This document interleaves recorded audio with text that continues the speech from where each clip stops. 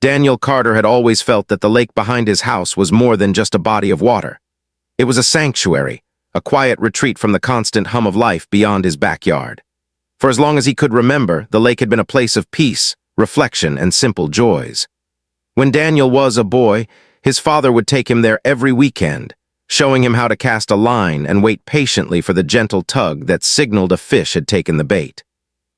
Now, decades later, he carried that tradition forward with his grandson, Max. Max, a curious and energetic 8-year-old, loved these afternoons by the water.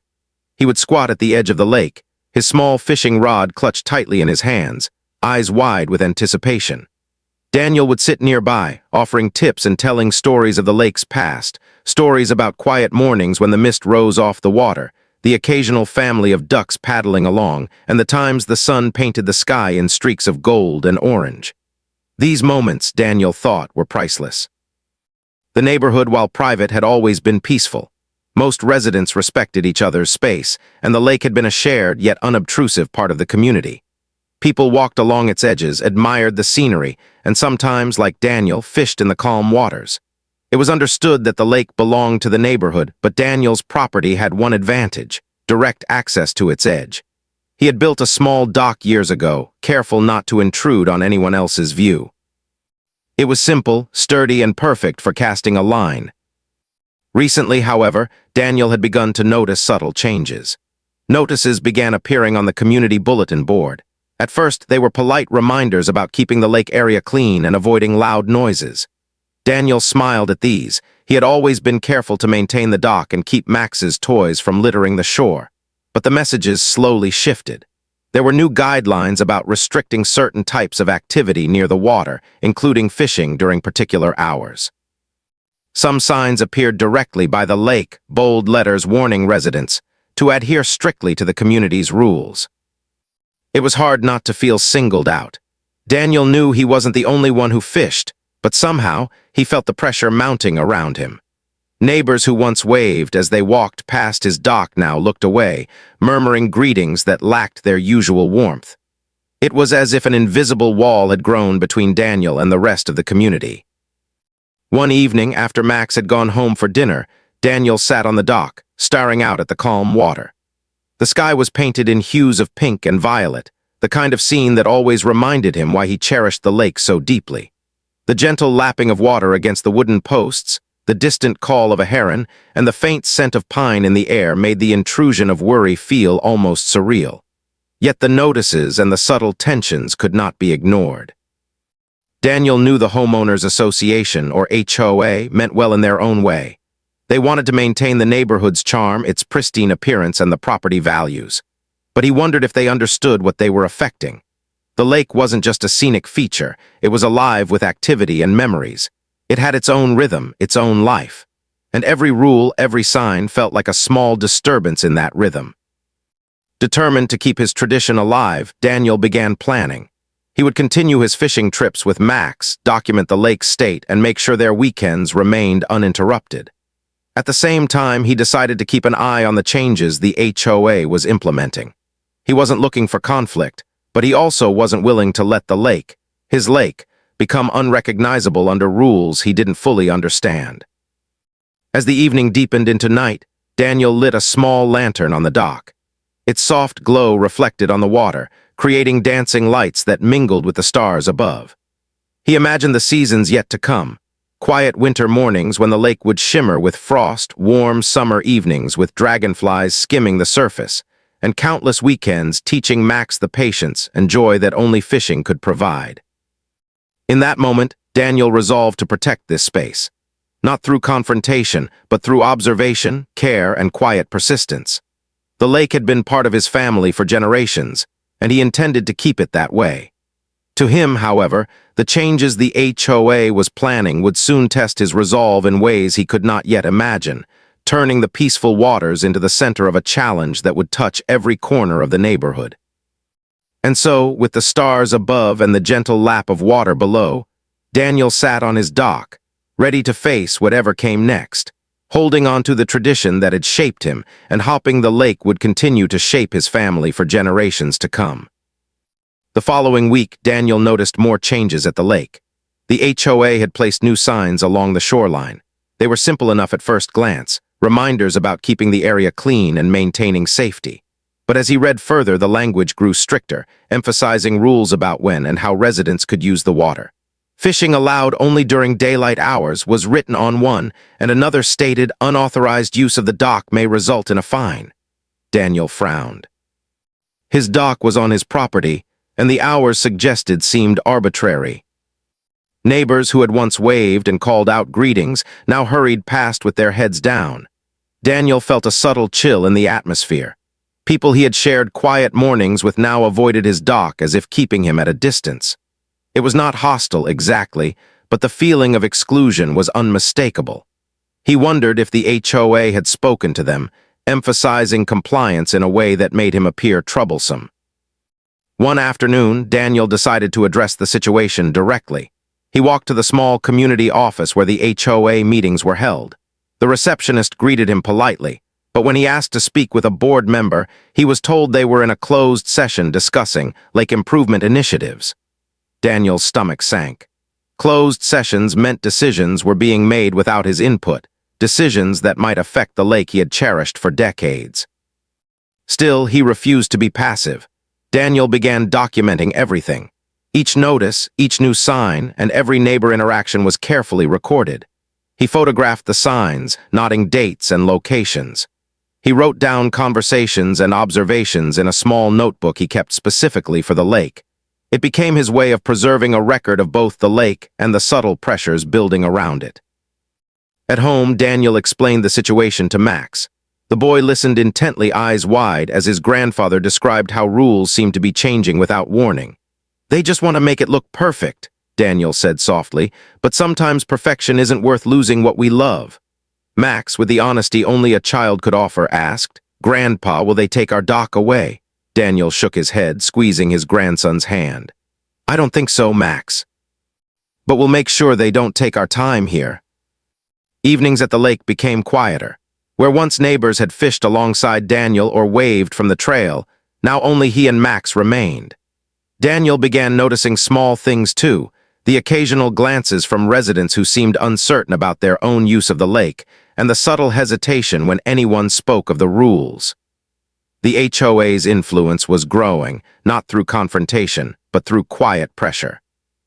One Saturday morning, Daniel arrived at the lake to find a freshly painted fence along the water line. It was short and decorative, yet its placement suggested that the public space was shrinking. A small plaque explained it had been installed for safety and aesthetic purposes. Daniel inspected it carefully. While not illegal, the fence seemed designed to make the dock feel less accessible. He felt a flicker of frustration, but he reminded himself to stay calm. Anger would not solve the problem. Careful observation and reason would. Determined to maintain his weekend routine, Daniel and Max set up their fishing spots beyond the new fence. The boy cast his line eagerly, and Daniel watched the water ripple as the bobber floated peacefully. Despite the rules, despite the signs, despite the quiet tension in the neighborhood, the lake remained theirs for the moment. It was a small victory, and Daniel savored it, knowing that consistency might be their strongest defense. Still, he couldn't ignore the signs of change. The HOA's actions were growing more deliberate. Notices suggested that certain lake activities were discouraged and implied that repeated violations could result in fines. It was a gentle form of pressure, one that would make most residents comply without confrontation. Daniel knew he could not rely solely on patience. He needed information and insight, both to protect the lake and to preserve the tradition he shared with Max. That evening, Daniel sat on the dock with his notebook, reviewing his observations. The lake shimmered in the soft glow of twilight, and a light breeze carried the scent of water and pine. He could almost forget the tension, focusing instead on the peaceful lapping of the waves and the distant flight of a heron. But the notes in his hand reminded him that challenges were approaching. The HOA's actions, though subtle, were intentional. If left unchecked, they might slowly strip away the freedom and joy he and Max had always enjoyed. Resolute, Daniel made a quiet promise to himself. He would continue fishing, continue teaching Max the patience and calm the lake had always inspired, and continue documenting every change. The lake was more than water and fish. It was memory, tradition, and connection. and no set of rules, no matter how polite, would erase that. As the night settled over the neighborhood, Daniel and Max packed their gear, the lake reflecting the first stars above. The day had been quiet, yet Daniel could feel the undercurrent of tension. The HOA's presence was growing stronger, and he knew it was only a matter of time before the rules escalated further. But he also knew that as long as he remained vigilant and patient, the lake, and the tradition it held, would endure. As the weeks passed, Daniel began noticing more unusual changes in the lake. The water, once clear and reflective like glass, now carried a slight greenish tint. Small patches of foam floated along the edges, and the usual chatter of birds seemed quieter than before. At first, Daniel thought it was a seasonal change, a natural occurrence in late summer. But when he returned the next morning, the water looked even stranger, with a faint film shimmering on its surface. Max was the first to notice something unusual while fishing. "Grandpa, the fish aren't biting," he said, frowning at his empty line. Daniel nodded slowly, scanning the water. There had always been days when the fish were less active, but this felt different. The calm surface of the lake seemed almost heavy, as if it were holding its breath. Daniel decided to investigate further. He started by collecting small samples of water from different areas along the lake. Using clear jars, he captured the liquid, observing tiny particles swirling inside. Something about it didn't feel right, though he couldn't yet put his finger on it. He made notes in his notebook, recording the locations, colors, and smells. He also began tracking the fish population, noting that fewer and fewer were appearing near the dock. Meanwhile, the HOA was moving quietly in the background. Daniel had heard rumors from neighbors who were uneasy about the increasing number of notices and meetings. One afternoon, while walking along the path near the lake, he overheard two board members talking in low voices. Though he didn't catch every word, phrases like "improve the water," "reduce activity," and "discourage fishing" reached him. A chill ran down his spine. Could the HOA be taking steps that directly affected the lake itself? Determined to understand, Daniel attended the next HOA meeting, hopping for clarity. The board, led by, spoke about a new lake management initiative intended to maintain a pristine look. They mentioned adding a treatment to the water that would improve its clarity and ecosystem health. Daniel asked specific questions about the chemical being used, its impact on fish, and whether it was safe for families. The board answered vaguely, insisting it was a standard, harmless procedure. But Daniel's instincts told him otherwise. That evening back at the dock, Daniel shared his concerns with Max. The boy listened intently, eyes wide with curiosity and worry. "Do you think the fish will come back?" Max asked. Daniel paused, watching the water ripple gently in the fading sunlight. "I hope so, Max," he said softly. "But we have to keep paying attention and make sure the lake stays safe." Daniel decided to take matters into his own hands. Over the next few days, he researched the treatment mentioned by the HOA, looking up chemical properties, typical uses, and environmental impact. He learned that even substances labeled safe could have unexpected effects if misapplied or overused. He began suspecting that the treatment might be the reason the fish were disappearing and the water was changing. As he investigated, Daniel noticed another worrying detail. Some of the signs the HOA had installed near the lake now carried messages about limiting access to certain areas, for safety reasons. It seemed the board was gradually restricting activities near the dock, subtly encouraging residents to stop fishing without outright forbidding it. Daniel's sense of unease grew. One morning, he arrived at the lake to find the water unusually still, with a faint chemical smell lingering in the air. He knelt by the edge, dipping his hands into the water and feeling its unusual texture. The gentle ripples felt different, heavier somehow, as if the lake itself were being changed. Daniel realized that the situation was no longer just about rules or signs. It was about the lake's health and the traditions tied to it. Determined to act responsibly, Daniel documented everything he observed: water samples, photographs of the foam and discoloration, and notes on the decline in fish activity. He planned to compare the samples over time to understand whether the lake could recover on its own or if it required intervention. As night fell, Daniel sat on the dock with Max, who had returned for another fishing attempt despite the quiet atmosphere. They watched the stars reflect on the water's surface, the lake still beautiful despite the changes. Daniel spoke gently. "We'll take care of it, Max. We'll figure this out." Max nodded, trusting his grandfather completely. To Daniel, the HOA's plan was far more deliberate than he realized. Their well-intentioned but misguided actions would soon have consequences beyond the dock and fishing lines, reaching every household in the neighborhood. And for Daniel, the fight to protect the lake was just beginning. By the following week, the changes in the lake had become impossible to ignore. Daniel arrived early one morning, hoping to catch the first light on the water and enjoy a peaceful moment with Max. Instead, he was met with a faint green haze stretching across the surface and small clusters of dead leaves and debris floating where the fish usually swam. The usual ripple of fish jumping to catch insects was gone, replaced by an unsettling stillness. Daniel frowned, kneeling by the edge to dip a hand into the water. It felt thicker than usual, almost heavy, and a strange, earthy smell rose from it. Max, oblivious to the scientific implications but attuned to the disruption of their routine, tugged on Daniel's sleeve. "Grandpa, why isn't the water moving?" he asked, peering into the odd, muted reflection of the sky. Daniel smiled gently, trying to mask his concern. "Something is affecting the lake, Max," he said softly, "but we'll figure it out." He kept his tone calm so his grandson wouldn't worry, though his mind raced with possibilities. As the day progressed, Daniel walked the shoreline, taking careful notes and collecting water samples. The foam along the edges had forming streaks that shimmered in green and brown tones. Fish carcasses floated in shallow areas, and the normally cheerful birds were quiet, their visits to the lake fewer and farther between. Daniel knew that something more than seasonal change was at work. Concerned, Daniel reached out to a retired environmental inspector who had worked in the region for decades. The inspector, Mr., agreed to visit the lake and assess the situation. Upon arrival, he walked the shoreline with Daniel, examining the water, the foam, and the fish. "This isn't natural," Mr. said after a few minutes.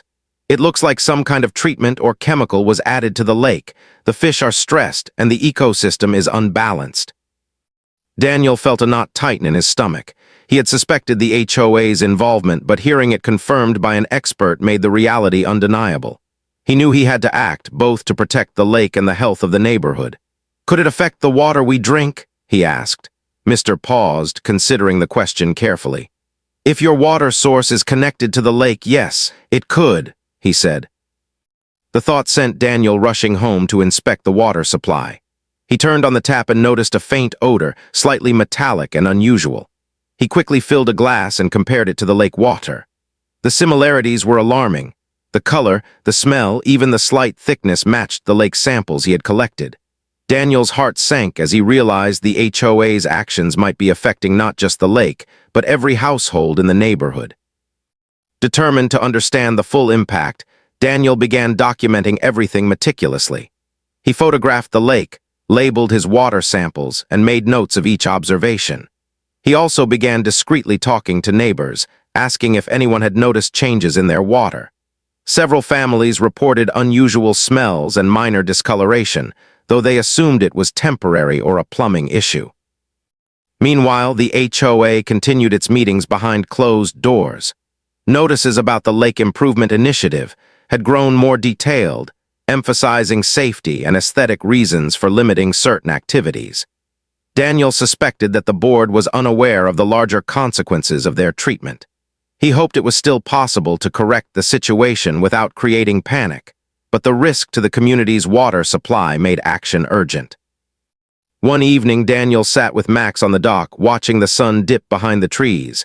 Max tried to cast his line but found the water empty, the usual splash of a fish missing.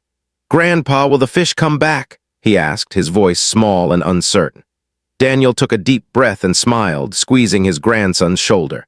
"Yes, Max, we're going to take care of the lake. It will take time, but we'll make it right." As night fell, Daniel knew the quiet observation he had practiced for years was no longer enough.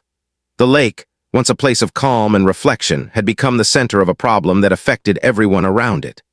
The foam, the fish, and even the water coming from the taps were warning signs he could not ignore. Daniel resolved to gather evidence, consult experts, and ensure that the lake and the neighborhood were protected. Unseen and unsuspected by Daniel, the HOA's well-intentioned plan had created a situation that would soon test the patience, knowledge, and resilience of everyone in the community. For Daniel, the stakes had grown far higher than a simple weekend fishing tradition. The health of the lake, the safety of the water, and the trust of his neighbors now rested in his careful hands, and he was determined not to let them down. Over the next few days, the changes in the lake escalated. Daniel noticed more fish floating near the surface, lifeless, their scales dull in the morning light. The water itself had taken on a subtle, sticky texture, and a faint green tint lingered no matter where he collected his samples. Max was discouraged. "Grandpa, the fish are gone," he said quietly one afternoon, staring at his empty fishing line. Daniel placed a hand on his grandson's shoulder. "They're not gone for good," he said, though his voice carried concern. "We just have to figure out what's happening and help them." Daniel's concern deepened when neighbors began sharing observations. Mr., who lived a few houses down, mentioned that the tap water in his kitchen sometimes smelled earthy or metallic. Mrs. Wilson noticed that her garden plants near the water source were wilting despite careful watering. Pets appeared restless and uncomfortable near the lake, avoiding the edges they had once loved. Each report tightened the knot in Daniel's stomach. The lake's disturbance was no longer an isolated problem. It was affecting the entire neighborhood. Realizing the urgency, Daniel contacted Mr., the retired environmental inspector. Together, they conducted more thorough testing. Samples taken from the lake and the water supply were compared side by side, revealing a disturbing similarity. The chemical treatment the HOA had introduced was present in both. Though the concentration was not immediately dangerous, it was enough to stress aquatic life and create discomfort for humans and animals. Daniel's worst fears were confirmed. The lake was the source of the community's water, and the HOA had unknowingly affected it. Daniel felt a mix of relief and frustration. Relief, because he now understood the cause of the problems. Frustration, because the HOA's actions, though perhaps well-intentioned, had created a situation that could have been avoided with better planning. He knew he needed to act quickly, not only for the lake but for every resident who relied on the water. He began documenting everything meticulously. Each sample was labeled with the date, time, and location. He took photographs of the foam and discoloration and recorded notes about the fish, plants, and wildlife. Daniel also collected statements from neighbors who had observed changes in their gardens, pets, and water quality. Every piece of information added to a growing body of evidence. Despite the seriousness of the situation, Daniel remained careful and methodical. He avoided confrontation with the HOA at first, focusing instead on understanding the impact of their treatment. He believed that clear evidence and calm communication would be the most effective way to resolve the issue. Yet the clock was ticking. Max still wanted to fish, families relied on the water, and the lake's ecosystem continued to decline. One afternoon, Daniel visited the dock and noticed a faint shimmer on the surface of the water that he hadn't seen before. Tiny clusters of algae floated near the edge, moving slowly with the gentle current. He bent down, scooping some into a jar to examine later. The algae's presence confirmed his suspicions that the chemical had altered the natural balance of the lake. Even small disruptions could ripple across the ecosystem, affecting fish, birds, and plants alike. That evening, Daniel shared his findings with Max. "See these little green specks?" he asked, holding the jar under the soft glow of the lantern. Max leaned closer, curious despite his disappointment. "They're part of the lake's balance," Daniel explained, "but something has changed it. We need to help the lake recover so it can support the fish and all the other creatures again." Max nodded solemnly, as if understanding the responsibility that came with caring for something as big as a lake. Determined to prevent further damage, Daniel decided to prepare a detailed report. It included photographs, water samples, and expert notes from Mr. He wanted to show the HOA and the community exactly what was happening and provide recommendations for restoring the lake and water supply. He also considered reaching out to local authorities for guidance, hoping to involve professionals who could help manage the situation safely. By the weekend, Daniel's sense of urgency grew. The lake, once a place of peace and family tradition, had become a delicate problem requiring careful attention. Every day without action risked further damage to the ecosystem and the neighborhood. Yet Daniel remained steadfast, quietly organizing his observations, speaking with neighbors, and planning the steps he would take to protect the lake.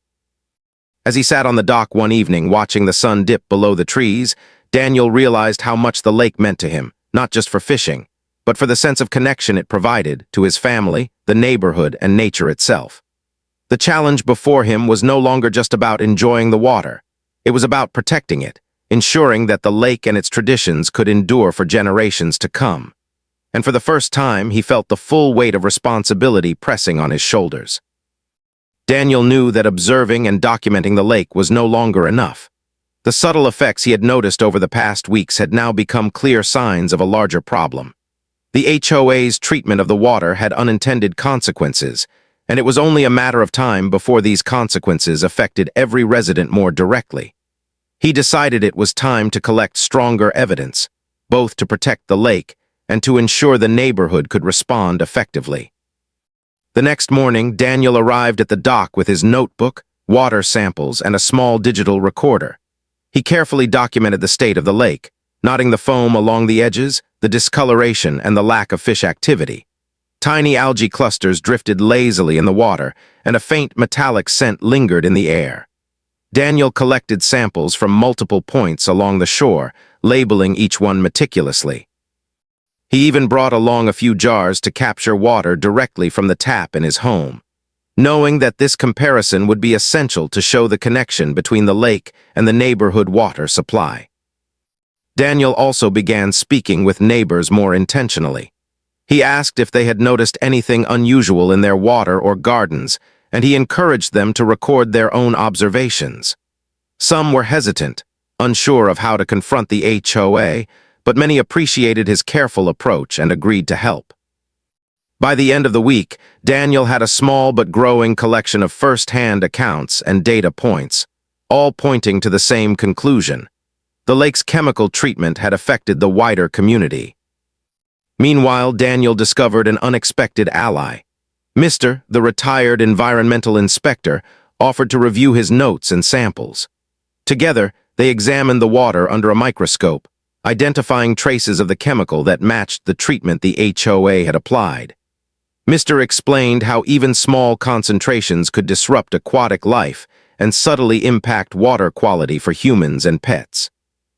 "It's not catastrophic yet," he said, "but if left unchecked it could cause real problems, and right now we're seeing the early warning signs." Daniel felt a renewed sense of urgency. He realized that the HOA may not have fully understood the consequences of their actions. Their plan to maintain a pristine appearance had inadvertently jeopardized the lake's ecosystem and the water supply for the entire neighborhood. He knew that bringing the evidence to light would require a careful, measured approach. Public confrontation could lead to resistance or denial, but clear, documented proof could make the situation undeniable. One evening, Daniel recorded a conversation he had with a board member while attending a casual community gathering. The member spoke openly about the lake treatment, referring to it as a harmless method to discourage fishing and improve clarity.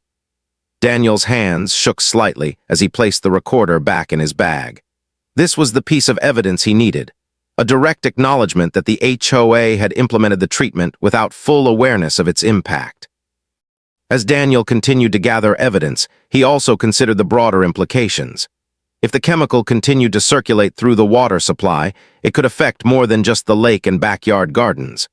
Pets, plants, and even residents who use tap water for cooking or bathing could experience subtle effects. He began creating a detailed report that included photographs, water sample data, expert analysis, and first-hand accounts from neighbors. He wanted to make sure that every aspect of the issue was documented clearly and professionally. Despite the mounting pressure, Daniel remained calm and methodical. He continued taking Max to the dock, teaching him about observation, patience, and the importance of caring for the environment. Max would watch as Daniel tested water samples and noted changes in the lake, asking questions and learning that sometimes protecting what you love required careful thought and steady action.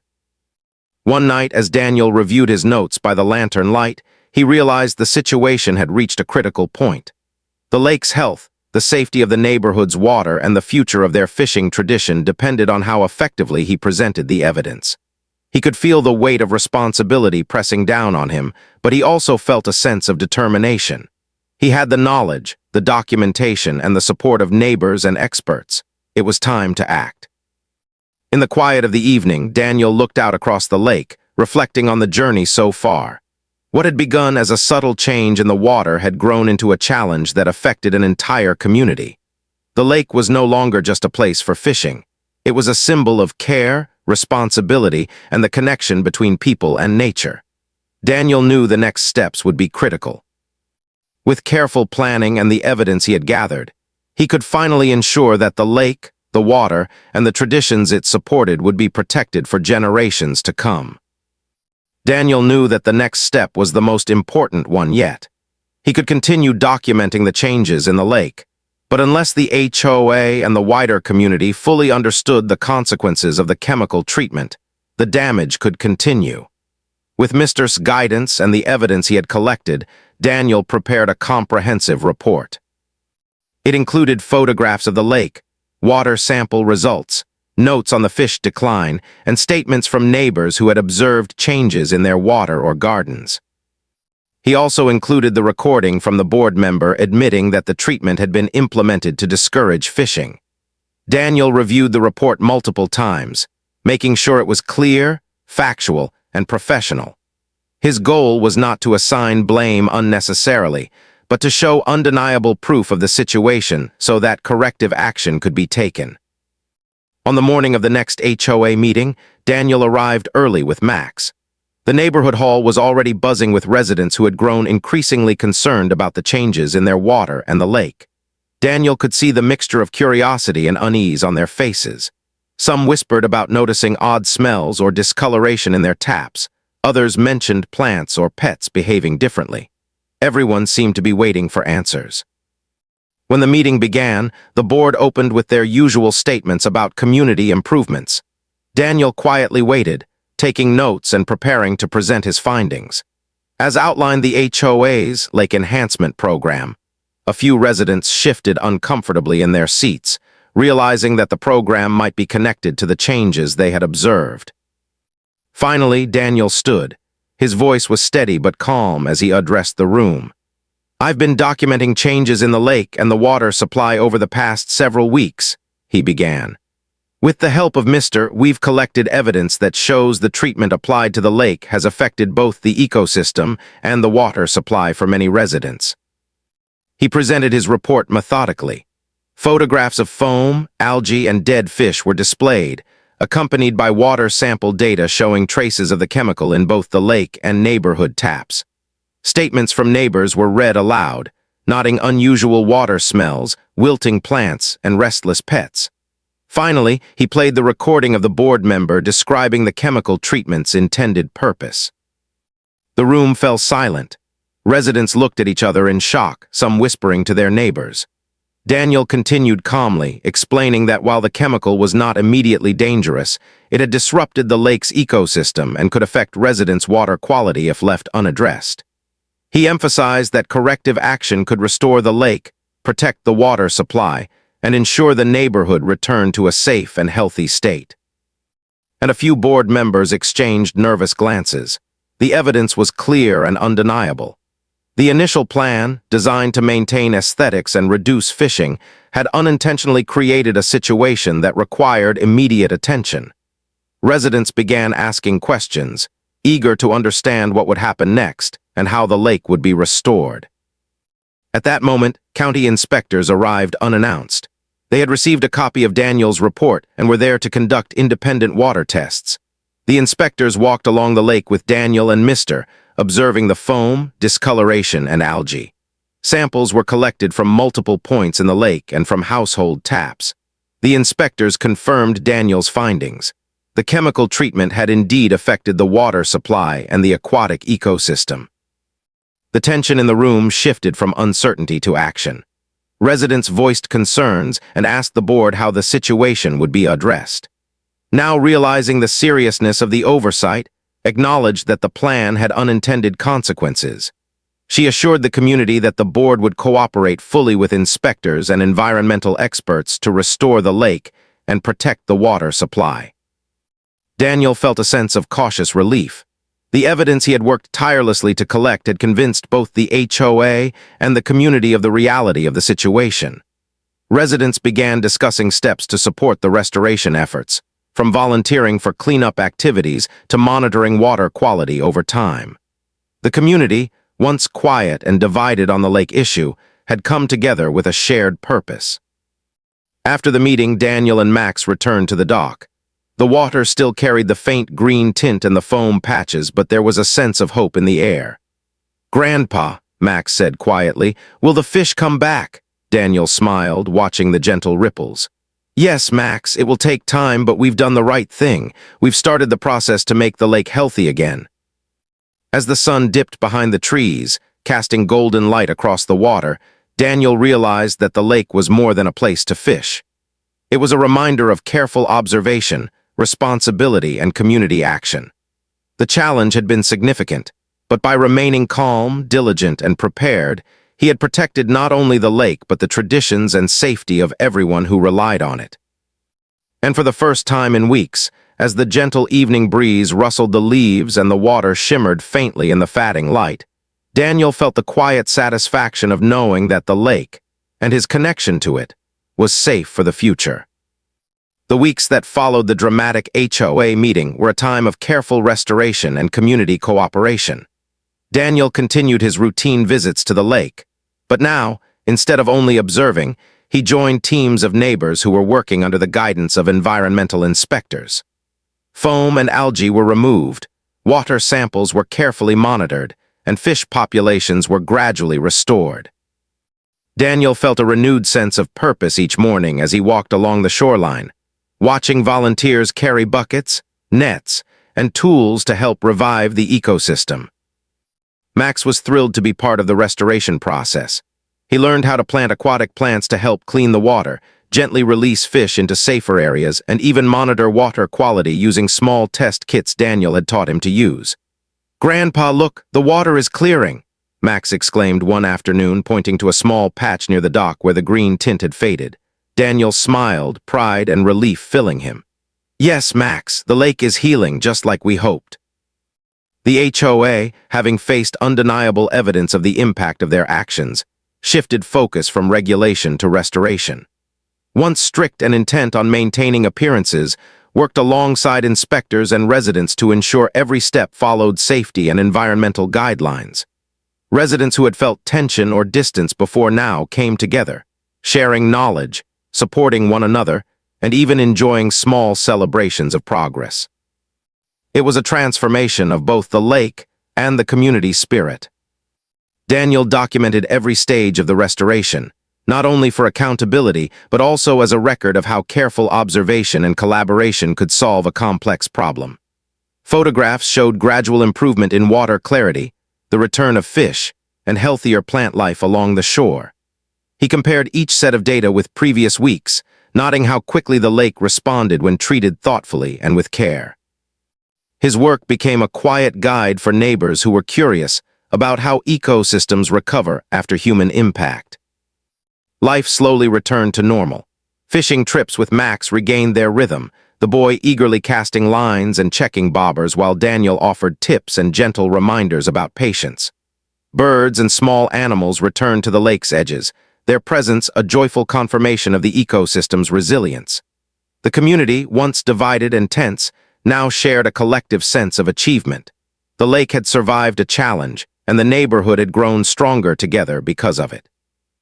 One sunny morning, Daniel received a letter from another nearby neighborhood asking for advice on managing their own lake. It was a reminder that the challenges he had faced were not unique, and that careful observation, documentation, and community engagement could make a meaningful difference. He smiled at Max, who was attempting to untangle a fishing line. "Looks like we have more work ahead in other places too," Daniel said. Max nodded, eager to continue learning, but also content to enjoy the quiet lake behind their home. Daniel reflected on the journey as he walked along the dock that evening. The lake, once green and still, was now a gentle mirror of the sky, its edges alive with the sound of frogs, birds, and insects. He thought about the subtle lessons learned over the past months, that even well-intentioned actions could have unforeseen consequences, that careful observation and persistence were essential, and that sharing knowledge and evidence could prevent problems from escalating. Max leaned against him, eyes wide as he watched the water sparkle in the fading sunlight. "Grandpa, will the lake always be safe now?" he asked. Daniel hugged him gently. "It will take care, Max, because we'll always watch it and protect it. But more than that, it will be safe because everyone learned how important it is to care for it together." That night, as Daniel lit a small lantern on the dock and watched the stars reflect in the water, he felt a deep sense of satisfaction. The lake had been a test of patience, knowledge, and community, and it had been passed. He thought of the generations who had fished here, who had admired the quiet ripples and the shimmering reflections, and knew that the tradition would continue. In the days that followed, residents took turns maintaining the shoreline, planting new vegetation, and monitoring water quality. The HOA implemented clear, thoughtful guidelines for future lake care, emphasizing safety, education, and collaboration rather than restriction. Daniel's reports and observations became a model for other communities, demonstrating that vigilance, patience, and careful evidence could protect both nature and tradition. As Daniel cast his line one final time that evening, Max settled beside him with a small bucket of worms. The gentle tug of the bobber, the quiet rustle of leaves, and the soft lapping of the lake against the dock reminded Daniel why he had fought so hard. The lake had survived, the neighborhood had grown closer, and the tradition he loved was secure. For Daniel, it was not just a victory for fishing. It was a victory for patience, careful observation, and the quiet power of doing what is right. The stars reflected in the water, the dock creaking softly beneath them, and the lake whispered its gratitude in gentle ripples. Daniel knew that challenges would come again, but for now, the lake was safe, the fish were returning, and the memories they had fought to protect would endure for generations.